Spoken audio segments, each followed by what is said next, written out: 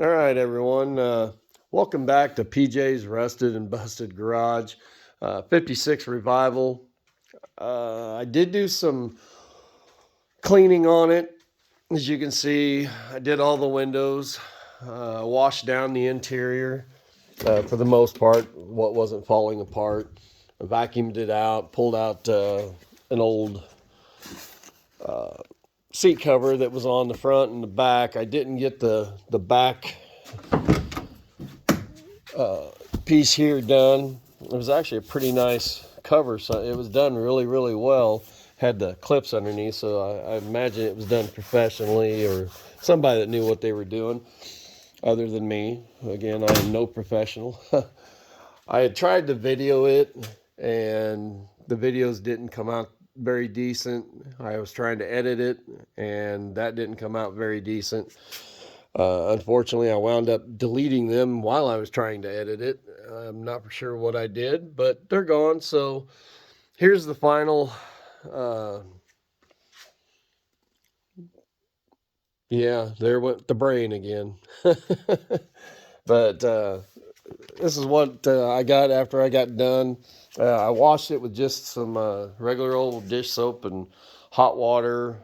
I did use some Goo Gone in some of the areas to try and clean it up, and it did work. It worked pretty good. It's a degreaser.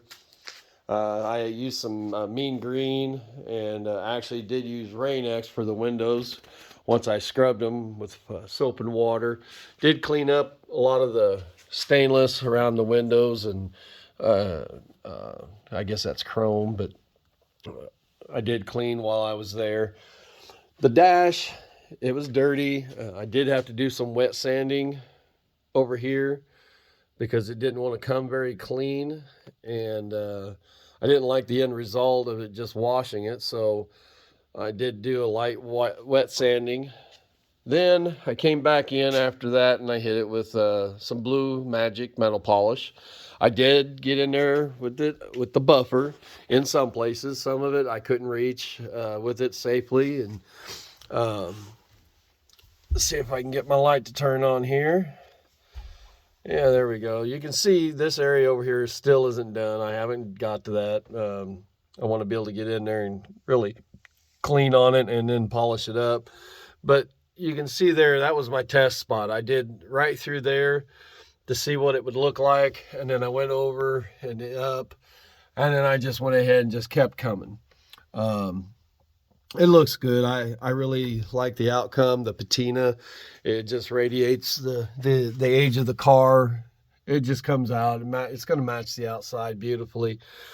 But yeah, I got that done, and then I came back, and I wound up using something that I use for my '07 Avalanche. I have some cladding up on the top of it, and wound up using this. I don't use it for the Avalanche anymore, but it's Meguiar's Ultimate Black Plastic Restorer. Um, it works awesome. I only used it on the black. I didn't see no reason to try to use it on anything else. I don't think it would have hurt it or discolored it any, but um, I did just use it on the black, and you can see. I wished I still had the videos, and I know what I knew what I was doing when it comes to editing and trying to put these videos together, but I don't yet, and it's a learning process. I am not a professional, but it did. It just come out beautiful. I don't use that stuff on my Avalanche because you have to put it on pretty much every week, and it's just time consuming and labor intensive. I stopped using it, but I like the way it turned out on this. It just made that vinyl pop, and it soaks in. If you put it on right and not too heavy, and buff it off and wipe it, buff it off, and then take a uh, uh, microfiber towel and go over it again. I mean, it just, and there's no residue, nothing left behind like some of the other uh, interior cleaners that you can put on and wipe on, and then it's still got that, you can do that and it's shiny, and you got greasy fingers feel. Um, but it seems like it's soaked in. And I had done an original test spot back here because I wanted to see. But again, I mean, you can see it just brought it back to life. Unfortunately, this one here is in pretty bad shape, but you can kind of see even after cleaning it, it was dull and it still looked dirty. But it did come out really, really nice. And again, that's something I just have laying around. I don't have a lot. Just what I do, I try and use it. I do test it out in inconspicuous areas first, just in case it does something bad.